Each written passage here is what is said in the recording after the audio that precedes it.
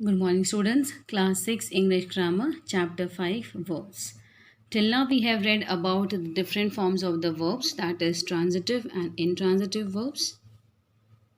Here we have read about the finite verbs and the non-finite verbs.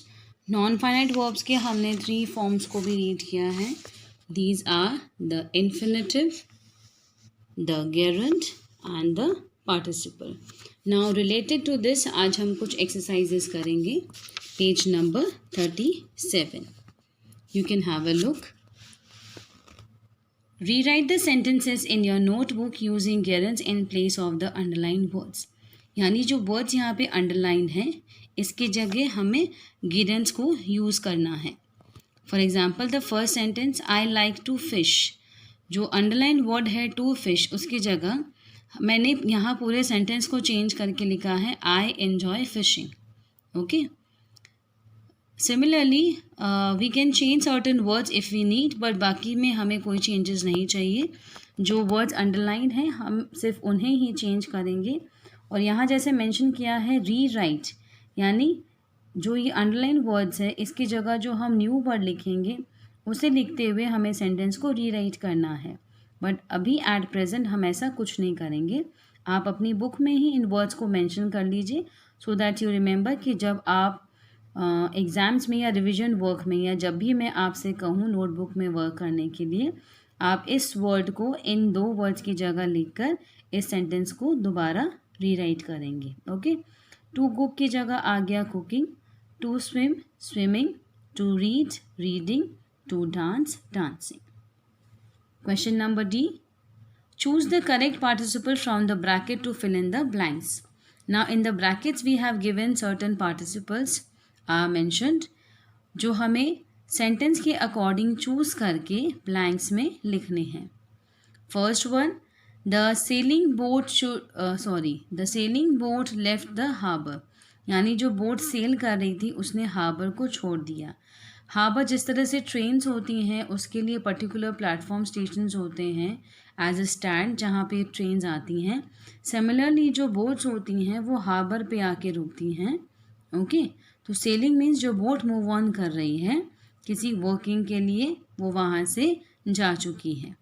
Eat the peeled orange, peeled यानी छीला हुआ orange. The plumber will repair the dripping tap. Dripping यहाँ पे word use किया है जब हम देखते हैं कि टैप में कोई प्रॉब्लम आ जाती है जिससे पानी जो है वो ड्रॉप बाय ड्रॉप गिरता रहता है, दैट इज़ ड्रिपिंग. ओके, सो इसी तरह हमने इनमें जो ऑप्शंस दिए हैं सेंटेंस के अकॉर्डिंग इन पार्टिसिपल्स को चूज़ किया है और ब्लैंक में मेंशन किया है. थर्ड एक्सरसाइज जो है हमारा exercise E, complete the sentences using suitable 2+ verb forms. हमें ये गिवन जो हाफ सेंटेंसेस हैं उन्हें कंप्लीट करना है विथ द इन्फिनेटिव्स जो है 2+ वर्ब, यानी वर्ब के आगे हमें 2 ऐड करना है. Our class likes to play outdoor games. हमारी क्लास को आउटडोर गेम्स खेलना पसंद है. सिमिलरली मैंने ये सारे सेंटेंसेस कंप्लीट किए हैं. You can have a look. Our class doesn't like to attend the chemistry lecture. हमारी क्लास को केमिस्ट्री लेक्चर अटेंड करना पसंद नहीं है. She promised to get me a wristwatch on my birthday. She यानी उसने प्रॉमिस किया था मुझे कि इस बार मेरे बर्थडे पे वो मुझे एक रिस्ट वॉच गिफ्ट करेंगी. फोर्थ क्वेश्चन में है my aunt told me to bring her some cookies from the market. मेरी आंट ने मुझे कहा कि मार्केट से उनके लिए मैं कुछ कुकीज़ लेकर आऊँ. Miyan taught him to play the guitar. Miyan ने उसको गिटार बजाना सिखाया. To play guitar means guitar बजाना सिखाया. सो ये थे the way we have completed the sentences. Okay, I hope it's clear. So this was question number C. This was question number D. And here we have the question number E. Fine. Moving on to question number F. We have to identify whether the underlined words are gerund, participles or infinitives. यानी यहाँ जो sentences हैं इनमें कुछ words underlined हैं। हमें identify करना है सेंटेंस को और बताना है कि जो अंडरलाइन वर्ड है वो गेरेंट्स हैं, पार्टिसिपल्स हैं या इन्फिनेटिव्स हैं। You can have a look, मैंने इन्हें शॉर्ट फॉर्म में डिनोट किया है as G, I and P. I like whistling, whistling यहाँ पे नाउन का वर्क कर रहा है, दैट इज जी। मैंने यहाँ पे इसे गेरेंट मेंशन किया है। आई लाइक टू विसल, यहाँ पे टू आ गया वर्ब के साथ, so it is becoming an infinitive. C question number 6, the watering can is rusty, यानी जिस कैन से हम पानी देते हैं प्लांट्स में या कहीं और पानी डालते हैं, नॉर्मली हम जो वाटरिंग कैन है it's use for in the garden to water the plants, तो वो जो कैन है जिससे हम वाटर देते हैं प्लांट्स में वो रस्टी हो गया, यानी उसमें जंग लग गई है। तो यहाँ जो वर्ड है वाटरिंग वो एडजेक्टिव का काम कर रहा है, विशेषण का काम कर रहा है। Question number 7, the whistling boy cycle down the street, you can have a look in the picture. जो बॉय है विसल करते हुए जा रहा है, वो स्ट्रीट की नीचे की तरफ मूव ऑन कर रहा है साइकिल पे।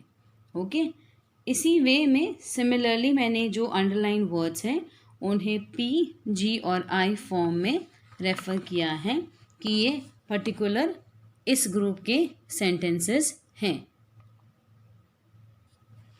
Page number 38, we have another 10 questions. 13 number sentence देखिए, it was a tiring walk home. जो वॉक थी यानी हम जो चल के गए वॉक, वो मतलब नॉर्मली वॉक करते हैं कभी कभी हम बहुत कंफर्टली लेजरली, बट ये जो वॉक थी बहुत टायरिंग थी, तो ये एडजेक्टिव का काम कर रही हैं, that's why it is a participle. Okay, infinitives select करना बहुत इजी है क्योंकि इसके आगे टू यूज़ हो रहा है। सेंटेंस 15 में देखिए, to draw, sentence 16 we have to play. Okay, so it becomes easy. Gerunds में नॉर्मली हमें देखना है कि किस तरह से जो वर्ड्स हैं वो नाउन फॉर्म में प्रेजेंट हैं। क्वेश्चन नंबर 20 है बेक्ड वेजिटेबल्स, यानी जो वेजिटेबल्स बेक्ड हैं, इसलिए ये एडजेक्टिव का फॉर्म है, so we have denoted it as the participle. I hope it's clear, आप इस तरह से मेंशन करेंगे। Moving on to the second topic, that is phrasal verbs. Tina felt left out when she could not go out and play with her friends. The thief tried to get away but failed. यहाँ पे जो sentence में words हैं red colour में, left out and get away, इनकी जो meanings हैं वो उनके वर्ब्स या प्रपोजिशंस या एडवर्ब फॉर्म से बहुत डिफरेंट हैं, इसीलिए इन्हें फ्रेजल वर्ब कहा जाता है। फ्रेजल वर्ब्स को हम कह सकते हैं कि इनकी इडियोमैटिक मीनिंग्स होती हैं। Idioms as you all know हम हिंदी में मुहावरे कहते हैं, जिनके शब्द कुछ और होते हैं और उनका मतलब कुछ और होता है। सिमिलरली यहाँ जो फ्रेजल वर्ब्स हैं इनके वर्ड्स जो हैं वो डिफरेंट हैं और इनकी मीनिंग्स जो होंगी वो डिफरेंट। इस ग्रीन बॉक्स में देखिए क्या लिखा है, idiomatic meaning implies that the meaning of the phrase is not derived from the meaning of the words. यानी जो वर्ड्स फ्रेजल वर्ब में यूज़ किए गए हैं वो अपनी मीनिंग से बिल्कुल ऑपोजिट होंगे, डिफरेंट होंगे। ओके, इसीलिए हमने एक एक्सरसाइज यहाँ पे सॉल्व करना है। You can have a look. यहाँ पे जो सेंटेंसेस दिए हैं हमें इनमें जो फ्रेजल वर्ब्स हैं उन्हें अंडरलाइन किया है, उसके बाद इसके अकॉर्डिंग इसके मीनिंग के साथ इसे मैच किया है जो इस कॉलम में मेंशन्ड है। For example, what time will the party break up. Time यानी किस टाइम पार्टी एंड होगी, इसका मीनिंग है कम टू एन एंड। आप देखो ये फ्रेजल वर्ब और इसकी मीनिंग बहुत डिफरेंट है। ओके, बट हमें अपने सेंटेंस के अकॉर्डिंग समझ में आया कि ये जो वर्ड है ब्रेकअप, ये कहना चाह रहा है कि पार्टी कब एंड होगी। Break up the sentence into its parts, यानी हमें सेंटेंस को डिवाइड करना है।